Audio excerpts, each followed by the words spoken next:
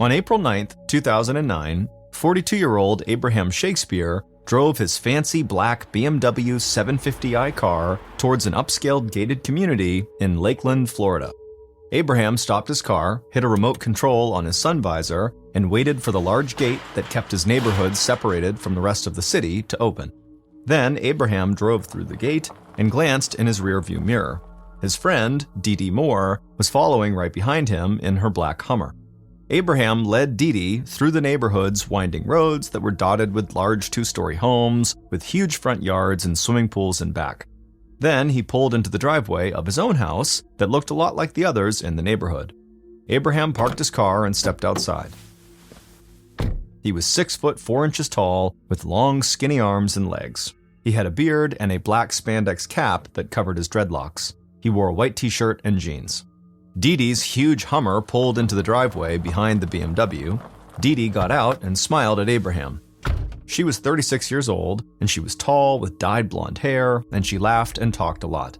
Dee Dee went around to the passenger side of the Hummer, opened the door, and took out a video camera and a tripod to put the camera on. She closed the door and then followed Abraham into his house. And Abraham led her through his living room that had high ceilings, large leather couches, and a state-of-the-art TV. The furniture, and most of the decorations inside, had come with the house when Abraham bought it.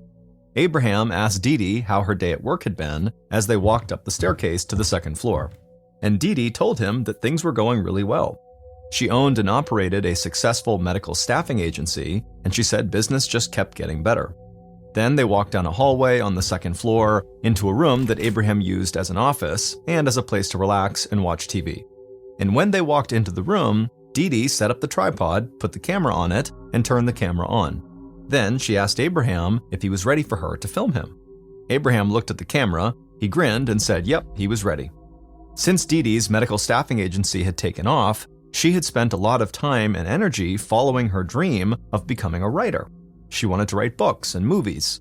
And when Dee Dee and Abraham had met through a mutual friend about 6 months earlier, she was fascinated by his life story. And she thought he would be the perfect subject for a biography or a documentary, or maybe even a Hollywood blockbuster movie. Dee Dee pressed record on the camera and asked Abraham just to talk about himself a little bit and to tell her about his life. Dee Dee thought getting Abraham to tell his story in his own words would be a great resource for her for when she started writing a book or movie about him.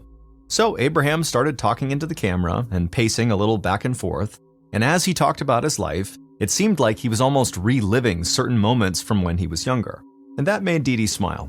And as she listened, she thought even his last name, Shakespeare, was perfect for a storyteller like Abraham. Abraham had grown up poor, and he had dropped out of school when he was about 12 years old to go work in the citrus fields that thrived in that part of Florida. And Abraham had left school without really learning how to read or write beyond the most basic level. And as he got older, he started to understand that his employment options would always be limited. And so he had spent the majority of his life moving from one odd job to another, trying to make ends meet. In the room upstairs in his house, Abraham stopped pacing for a second, and he thought back to some of the low-paying jobs he'd had. And he said going from job to job and struggling to survive had made it clear to him just how much the city of Lakeland was divided. Lakeland was part of the Tampa Bay area, and in Lakeland, some of the wealthiest people in Florida lived just miles away from some of the poorest people. And Abraham said when he was younger, he would pass by the gated communities where the rich people lived, and he would tell himself that someday he would figure out a way to move behind those gates. But it was a dream that most people in his poor neighborhood laughed at, and for most of Abraham's life, that dream he had seemed like it was impossible to achieve. But even though Abraham had spent decades living in his mom's house and working low-paying jobs, he had refused to let that bring him down. And everybody who knew Abraham said he was one of the kindest, most positive people they had ever met. Then, 3 years earlier, on November 15th of 2006, Abraham had been working as a delivery man for a food distribution company. Abraham's co-worker, Michael Ford, had been driving the delivery truck that day, and he pulled into a convenience store to get cigarettes and a drink. But before Michael got out of the truck, Abraham had reached into his pocket and taken out $2. Abraham was pretty broke at the time, and he knew he shouldn't just throw money away, but he stared at the dollar bills in his hand and then gave them to Michael and asked him to buy 2 quick pick lottery tickets. And Michael laughed, grabbed the money, and went inside. A few minutes later, Michael had gotten back in the truck and given Abraham the 2 lottery tickets. Then, the following evening, Abraham had been sitting on the couch at his mother's house, watching the winning lottery numbers get announced on the local news.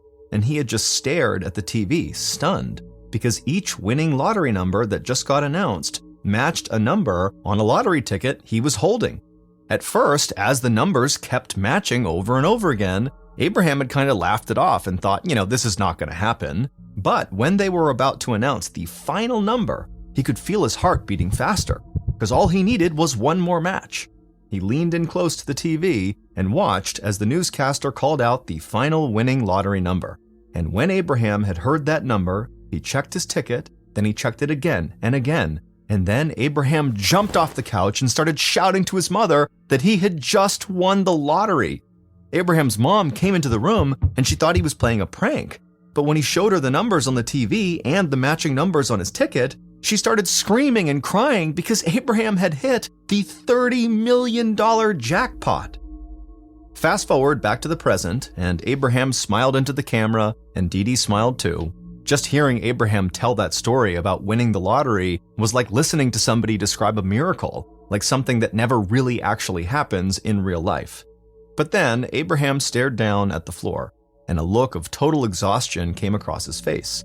So Dee Dee asked him if he was okay, and Abraham told Dee Dee about what had happened almost immediately after he was shown on the TV collecting his big lottery winnings. Even after a huge amount of taxes and a reduced payout for taking his lottery money immediately instead of over several years, Abraham walked away with about $12 million, more money than he'd ever imagined having in his whole life. And with that money, Abraham had bought his dream house in one of Lakeland's beautiful gated communities for the rich, and he had gotten himself a very fancy car, that BMW. But soon after that, a lot of people had seemed to take advantage of Abraham's kindness. And he was lending money to friends, family, and people he had never met before, and he was paying for their mortgages, healthcare bills, college tuition fees, startup expenses for businesses, and just about anything else people could think of. And Abraham said that he loved helping people, he really did. But over time, it had just gotten more out of control, and now, 2.5 years after he had won the lottery, he said there were days where he would get hundreds of text messages from people asking for money, and he just felt like he couldn't say no to any of them. In fact, Abraham had a cousin named Cedric Edom who owed him thousands of dollars in mortgage payments on a house that Abraham had bought and let Cedric live in. And now Abraham could barely even get Cedric to talk to him, let alone get Cedric to pay back any of the money he owed. And Abraham hated that he felt like his lottery money was coming between him and his friends and family. From behind the camera, Dee Dee asked Abraham if he was tired, and he turned away from the lens, then glanced back and said he'd been tired for a whole year. And he said sometimes he dreamed of running away to a beach in some other country and just disappearing forever. Not long after that, Dee Dee stopped recording. She could tell Abraham was getting upset, and she felt for him. She hadn't won millions of dollars, but she said when her business had taken off, she had her share of people coming out of the woodwork asking her for money.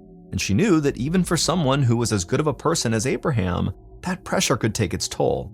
And so Abraham and Dee Dee had talked for a little while longer, but not for the camera. And then at some point, Abraham looked around the room and then stared out the window at his sprawling yard. Abraham lived in a place he'd once dreamed about, and now all he wanted to do was get as far away from that house as possible. And after this day, April 9th, 2009, when Abraham and Dee Dee chatted and Abraham spoke for the camera, Abraham just kind of disappeared. And in the days and weeks following this day, Dee Dee, Abraham's mom, and some of his other close friends and family did get occasional text messages from Abraham, but nobody saw him or talked to him on the phone. And in the text messages he sent, Abraham always said that he was doing fine and he just wanted to be left alone, but he never said where he actually was. And so Abraham's apparent decision to just leave without telling anyone really upset his mom. They had always been really close, and she had talked to Abraham almost every day for his entire life. So now only getting a few text messages from him every now and again with kind of sparse information about what he was doing and where he was very difficult for her to deal with. But like Dee Dee, Abraham's mom had seen up close how people constantly came to Abraham for money and how that really weighed on him. And she knew Abraham had started to imagine himself walking on a beach where nobody knew who he was and where nobody would bother him. And so Abraham's mom and his other family and friends didn't try to find him. They just kind of respected that he really just wanted space. But then, fast forward to November 9th, 2009, 7 months after Abraham was last seen by anybody close to him. And on that day, Detective Dave Clark of the Polk County Sheriff's Department was sitting at his desk looking at a report that didn't make sense to him. The Sheriff's Department had gotten a call from Cedric Edom, Abraham's cousin who owed him thousands of dollars. And Cedric had said that his cousin had been missing since April and he wanted to file an official missing persons report. Detective Clark, who had short blonde hair and a goatee, looked really young, but in reality, he had been in law enforcement for years, and he had experience with almost every kind of case. And Clark had a reputation for being one of the best listeners and one of the most objective officers in the entire department. In fact, during interrogations, Clark was known to give suspects every chance to tell their side of a story because he genuinely believed in the assumption that people were innocent until proven guilty. But as much as Clark had seen over the years, and as much as he tried to give people the benefit of the doubt, something about this missing persons report felt really strange to him. If this man was missing, why had his friends and family waited 7 months to tell the police? Clark leaned back in his chair and read over the report again. And this time, when he read the missing person's name, his eyes went wide. He grabbed a piece of paper and pen and started writing down some notes. Because Clark remembered something that he hadn't thought of in years. Clark knew who Abraham Shakespeare was, because after Abraham had hit the lottery jackpot back in 2006, news stations in the area covered what they called Abraham's rags to riches story over and over for weeks. So Clark now knew he was dealing with a potentially missing person who was worth millions and millions of dollars. And when that much money was involved, there was always the possibility of foul play. And so Clark wanted to get to work on this case right away. And he wanted to start his investigation with the man who had filed the missing persons report, because Clark was interested in finding out why, after all this time, Cedric had now decided to come forward and track down his cousin. A few hours later, Detective Clark led Abraham's cousin, Cedric, into an interrogation room at the Sheriff's Department, and Cedric was combative almost from the moment he walked in. He told Clark he didn't understand why he was being questioned, and he said he was the only one who seemed concerned at all about Abraham. But Clark just smiled and asked Cedric to sit down with him at a small table in the cramped, bright room. And then Clark said that they had contacted Cedric and asked him to come in because he was the one who had contacted them. And the police really just wanted to know what was going on with Abraham that had concerned Cedric enough to get in touch with authorities. Cedric took a breath and tried to calm down, but it didn't work. And in a very angry voice, he launched into an attack against a bunch of Abraham's friends, including Dee Dee Moore, and he said they were all really greedy people who took advantage of Abraham. And then Cedric said he was almost positive that one of them had killed Abraham and taken off with his money. Clark listened and let Cedric talk for as long as he wanted. And Clark thought it was a little weird how quickly Cedric had jumped to the conclusion that Abraham had been murdered, but Clark didn't mention that. And when Cedric finally stopped talking, Clark smiled and talked to Cedric almost like they'd been friends for years. Clark said he'd done some research right after getting the missing persons report, and so he knew that Cedric owed Abraham thousands of dollars in mortgage payments on a house that Abraham had bought for him. Cedric shook his head, and the anger in his voice came right back, and he said he loved his cousin, and he reiterated that he was the only one doing anything to find him. By the end of the interview, Clark was even more surprised than he had been by the missing persons report. He didn't have enough evidence to hold Cedric, but he thought if something really had happened to Abraham, Cedric had to be at the top of the suspect list. Here was a guy who hadn't said anything for 7 months, who owed Abraham thousands of dollars, talked about a potential murder, and then immediately tried to put the blame on other people. So Clark couldn't shake the feeling that Cedric might have contacted police in an attempt to cover his own tracks in some way. But Clark was going to remain objective like he always did, and even if he was potentially connected to Abraham's disappearance, there was also a chance that he was telling the truth. And so maybe there really were friends of Abraham who were out to get his money in any way possible. So later that day, the sheriff's department subpoenaed the cell phone company in order to get a detailed account of Abraham's cell phone records. But Clark knew that could take a while, so he dug further into some of Abraham's financial records, and the list of people who owed him money was astonishing. In the 3 years since Abraham won the lottery, he had loaned millions of dollars to people. And this was just in the form of property expenses, medical bills, educational costs, and other loans that had a clear paper trail. But Clark figured Abraham must have also been handing out money to people in his everyday life that he had not kept records of. So tracking down all the people who owed Abraham money would take time and resources. Clark was willing to do whatever it took, but he still had no evidence, other than Cedric's word, that Abraham was actually missing. Clark needed to get a better idea of what was happening, so he decided to talk directly to one of the people that Cedric had been eager to blame for Abraham's disappearance, Dee Moore.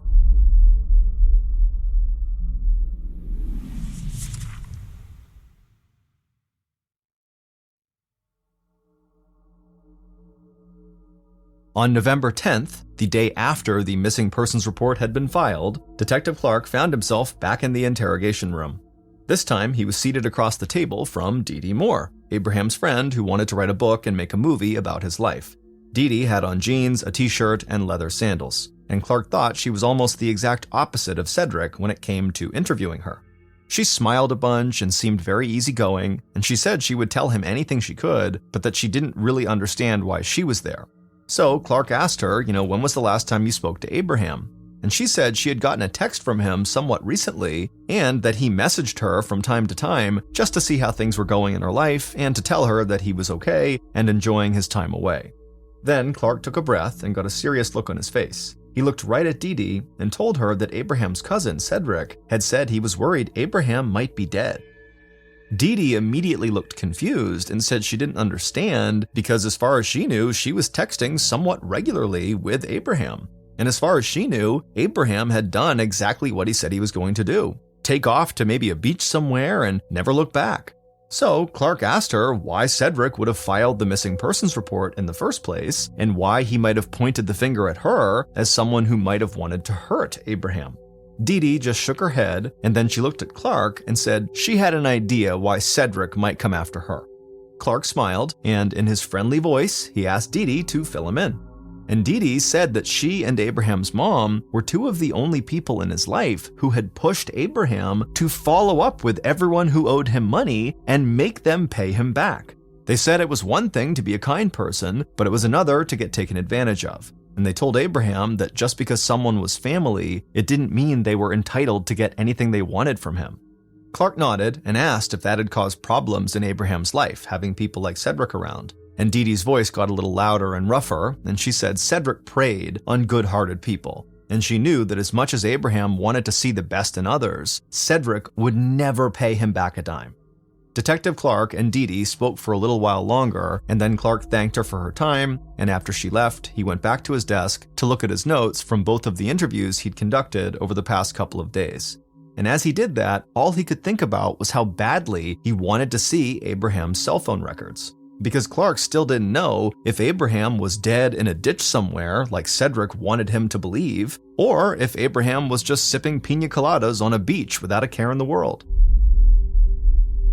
In the days following his interview with Dee, Clark kept digging into Abraham's financial records, and he and other members of the investigative team met with Abraham's friends, family, and as many people who owed him money as possible. But Clark also discovered something new that caught his interest. Michael Ford, Abraham's co-worker who had used Abraham's money to buy the winning lottery tickets, had filed a lawsuit about a year after Abraham had won the lottery.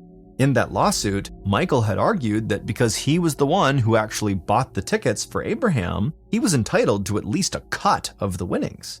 But Michael had lost his case in court, and Clark wanted to know if maybe Michael held a grudge against Abraham. So Clark pursued this new potential lead. But he discovered that Michael and Abraham had pretty much lost touch once the trial started, and Abraham had even stated publicly that he didn't blame Michael for doing what he did. And he said he would have been willing to give Michael hundreds of thousands of dollars if Michael had just asked him, instead of going directly to the courts. Now, none of this ruled out Michael as a suspect in Clark's mind, But there was no evidence putting Michael anywhere near Abraham in the days and weeks before Abraham had apparently disappeared. So Clark knew he needed to keep looking elsewhere. And Clark still felt like he was in the middle of one of the most bizarre cases he'd ever dealt with, because no evidence had surfaced that suggested anything violent or against the law had even happened to Abraham.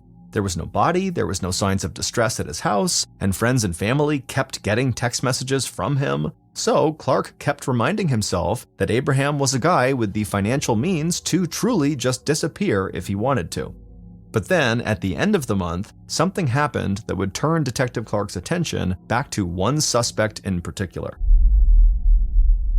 On a day in late November, Abraham's mom contacted Detective Clark and said she had something to show him. So Clark drove out to her house, and Abraham's mom met him at the door and invited him inside. The house was warm and comfortable, and being there, Clark felt even more of an urge to discover where Abraham was, just so he could put Abraham's mom's mind at ease. Clark thanked Abraham's mom for calling him and for welcoming him into her house. Then she led him into the living room and picked up an envelope from the coffee table. She opened it and showed Clark a greeting card with a Christian cross on the front. And she said when she'd gotten this card, there had been a $100 bill inside of it. She handed the card to Clark and he opened it, and he saw a scribbled note that said, "I'll be home soon," and Abraham's signature underneath.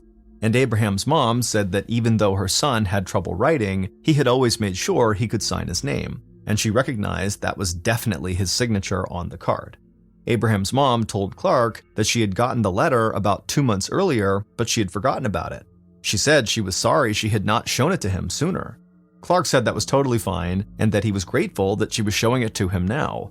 And he picked up the envelope that the card had come in, and he squinted his eyes, almost like he was trying to look for something that wasn't there, because there was no stamp or address on the envelope, and it didn't look like it had been mailed from anywhere. So Clark asked Abraham's mom how she'd actually gotten the letter, and she told him her nephew, Abraham's cousin, Cedric, had hand-delivered it. Just hearing that made Clark feel like his investigation had gone right back to where it started. Then, without Clark saying anything, Abraham's mom said that even though Cedric was her nephew, she didn't always trust him. And she didn't necessarily believe he was just trying to do right by Abraham by filing the missing persons report. And then she looked Clark in the eyes and told him all she really wanted was to hear from her son. If she could just hear his voice, she would know he was okay and everything would be fine. Clark said he understood, and he thanked Abraham's mom for all her help and told her he would keep her informed if he learned anything new. Then Clark went back to the station and he told other members of the investigative team that he wanted to keep looking into Abraham's cousin, Cedric, because giving Abraham's mom a card with $100 and Abraham's signature in it seemed like one more way Cedric could be trying to cover something up. And then Clark got some information that he was confident would break the case wide open. The phone company had come back and they provided police with a detailed history of text messages sent from Abraham's number.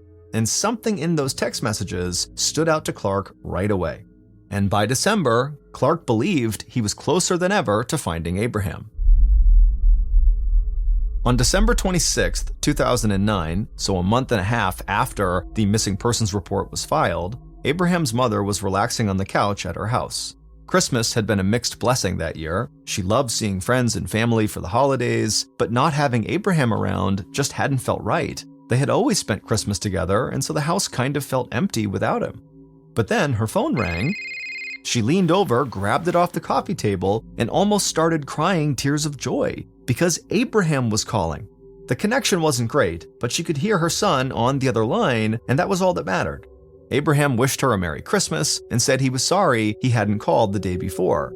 And Abraham's mom said that was okay, and that she just wanted to know how he was doing. And he said, other than dealing with a little winter cold, he'd been great. And he knew him leaving had been very hard on people, especially her, but he felt like he'd made the right choice. And he promised he'd be home soon, and when he did, he'd be much happier than when he left. Abraham's mom hung up the phone, and she felt better than she had in months. And she wanted to call everyone she knew to let them know the good news. She had finally heard from Abraham. She had heard his voice. But first, she thought she needed to tell the police. So she took a deep breath, collected herself, and called the sheriff's department. On December 26th, right after Abraham's mom had gotten this call from her son, Detective Clark was sitting at his desk. His phone rang, and he picked it up, and he could hear Abraham's mom almost shouting at him on the other line. She told him about the phone call she'd just received from Abraham and how happy she was, and so Clark thanked her for letting him know, he wished her a Merry Christmas, and then hung up.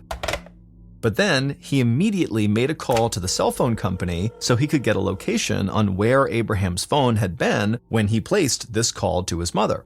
And when Clark heard what they had to say, he shouted across the room to a fellow detective and told him they needed to leave immediately. Clark and this other detective ran out of the station. They climbed into an unmarked car, Clark sat in the passenger seat and the other detective drove, and before long they were peeling out of the parking lot and heading onto the street. It was a mild winter day in Florida, about 60 degrees Fahrenheit, but the sun was bright and Clark could feel himself sweating a little from the adrenaline rush. Minutes later, they pulled off the road and into a parking lot of a huge shopping mall. And when they arrived, Clark and the other detective saw the man they were looking for sitting in a parked car nearby. But before the detectives could get out of their car, the man they were looking for drove off. And so Clark looked over at the other detective and just said, "Chase him." So the detective peeled out of the mall parking lot and raced down the street after this man in the car. But the detectives realized they didn't have police sirens in their unmarked vehicle, so they couldn't signal to the driver that they were cops and they wanted to pull him over. So the detective just tried to stay as close to the man they were chasing as possible. Then finally they came to a red light and the man they were after stopped, and so without even thinking, Detective Clark threw open his door, he ran in front of this car, he held up his badge, and he yelled at the driver to get out and come with them. The man in this car just stared up at Clark, and then he slumped his shoulders and put his head down. And later that day, after they had all talked back at the sheriff's station, Detective Clark knew where Abraham Shakespeare had been all this time. Based on interviews and cell phone data collected throughout the missing persons investigation, here is a reconstruction of what police believe happened on April 9th, 2009, when Abraham first disappeared. On that night, Abraham drove his car down a road in an upscale neighborhood in a town about 20 minutes away from his house in Lakeland. Abraham had spent much of the day talking to Dee Dee on camera, and he was still thinking about getting away from Florida and kind of dropping off the map for a while. But before he did anything drastic, he wanted to make sure he had enough cash on hand to just disappear. And he hoped to avoid leaving a paper trail as much as possible, so it would be harder for people to track him down. So Abraham was on his way to the house of someone who owed him money and who had told Abraham that they had thousands of dollars in cash that they could give him. While Abraham wound his way through the neighborhood, the person he was going to see sat inside their house and waited for Abraham to arrive. And a few minutes later, they saw the headlights from Abraham's BMW outside. So they went to the front door, stood in the doorway, and waved to Abraham as he stepped out of his car. When Abraham got to the door, the person he was meeting with could tell that Abraham seemed down. But they said hopefully getting some cash would cheer him up. Abraham smiled and walked inside and followed this person through their living room and into a small home office. Abraham stood in the middle of the office, and the person he was meeting with walked across the room to a floor safe standing in the corner. Then that person crouched down, they entered the combination for the lock and opened the safe. And then they just waited there for a second. Abraham asked if everything was okay, and this person said, "Yep, everything's fine. I just need to make sure I grab the right amount of money." Then this person reached into the safe, slowly stood up, turned around, and aimed a gun right at Abraham. A look of fear came across Abraham's face, but before he could turn to run, the person shot him right in the chest, and blood began to stain his white t-shirt. Then the person fired again, and this bullet grazed Abraham's heart and perforated his lung. The shooter casually walked across the room and stood over Abraham, and they watched and listened as Abraham slowly died. Then the killer put the gun back in the safe. Then they went back to Abraham's body, crouched down, took his phone out of his pocket, and slipped it into their own pocket. Then they grabbed Abraham's legs and dragged him out of the room. Abraham was skinny, but he was very tall, so dragging him through the house was not easy. But eventually they managed to pull Abraham to the back door, and then they dragged him out into the backyard. A fence surrounded the yard, and it was totally dark out there except for some moonlight. So the killer did not feel like anyone could see them, so they didn't rush. They bent over, caught their breath, and then picked up a shovel that was laying in the grass. Then they started digging a hole in the middle of the yard. Finally, when the hole was deep enough, they walked over to Abraham's body, grabbed him by the legs, dragged him across the yard, and dumped him into the hole. Then they took the shovel and filled the hole back in. Later that night, they cleaned the bloodstains from inside their house and out in the yard, and then they found a phone number of a construction company that they planned to call the next day to place a concrete slab over the hole where they had just buried Abraham. Then the killer went into the living room, hooked up their video camera to the television, and watched the recording they had made with Abraham earlier that day. Dee Dee Moore, Abraham's friend who was an aspiring writer, had murdered Abraham. It turned out that months before the murder, she had convinced Abraham to give her control of his finances, and she had promised to play the bad guy and collect money from all of Abraham's friends and family who owed him. And she even agreed to hold on to a large amount of Abraham's cash for him in her safe so he wouldn't be tempted to just hand it out to people who asked him for money. And because Dee Dee was a successful business owner, Abraham had believed she would be better at managing money and collecting debts than he could ever be. So he thanked Dee Dee for her help and put her in charge of millions of dollars in cash and assets. And Dee Dee had collected money from people who owed Abraham, but instead of giving the money to Abraham, she kept it for herself. And she spent that money and some of the cash Abraham had given her on a brand new huge Hummer vehicle and other expensive items she wanted. And for months, Dee Dee had gotten away with it without anyone suspecting anything. But then, in the spring of 2009, not long before the murder, one of Abraham's friends started to catch on to what Dee Dee was doing. Because even though he was making regular payments to Dee Dee to clear his debts with Abraham, she kept asking him for more money. And when he got angry and said he had already paid what he owed, Dee Dee worried he would tell Abraham, and Abraham would find out that she had been stealing his money. So Dee Dee decided she would just get rid of Abraham, but keep collecting the money people owed him for herself. But in order to do that, she had to make it seem like Abraham was alive and just wanted his distance. And so when she filmed him on her camera, claiming it was for her book and movie, even though in reality she had no aspirations to write Abraham's story, she intentionally steered the conversation to how tired and frustrated he must be, and when Abraham talked about wanting to escape to a foreign beach, Dee Dee knew it was time to put her plan into motion.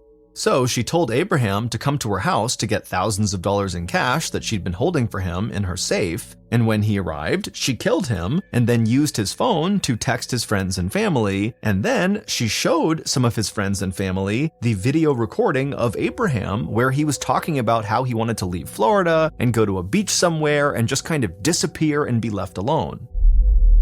And so naturally, his friends and family believed that that was what happened to Abraham. He had chosen to kind of go away. And Dee Dee almost got away with it.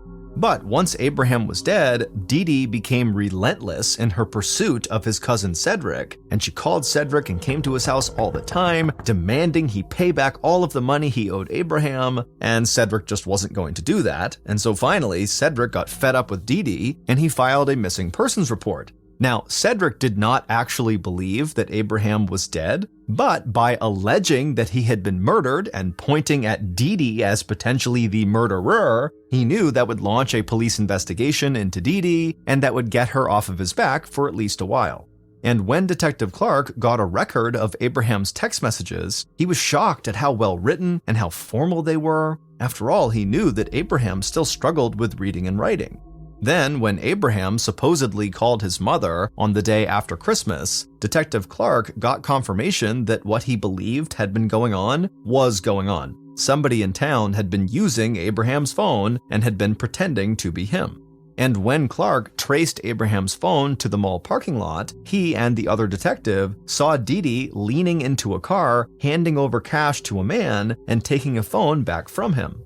And when they chased that man down, he admitted that he was a friend of Abraham's who Dee Dee had paid to call Abraham's mom and pretend to be Abraham.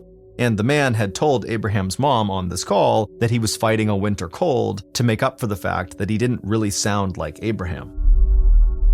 Not long after that, Abraham's cousin Cedric came back to the sheriff's station, and he admitted that someone had paid him to deliver the greeting card that Abraham supposedly wrote to his mother.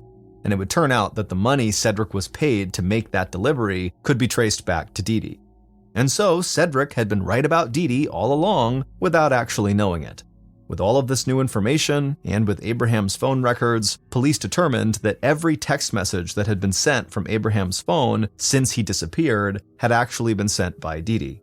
And eventually, they learned that Dee Dee had hired a construction company to lay a concrete slab down in her backyard. So, on January 27, 2010, over 9 months after Abraham's murder, police went to Dee Dee's house, and they broke up the concrete slab out back, dug up the ground underneath, and found the skeletal remains of Abraham Shakespeare. And pieces of the t-shirt and jeans that Abraham had been wearing in the video that Dee Dee recorded on the day she killed him were still clinging to his bones. Dee Dee was found guilty of murder and sentenced to life in prison without parole. Abraham was given a proper burial, and his family was finally able to grieve. And his murder helped lead to a new Florida law that keeps the identities of large jackpot lottery winners private for 90 days. And in a telephone interview from prison, Dee Dee surprised reporters and said she strongly supported this new law.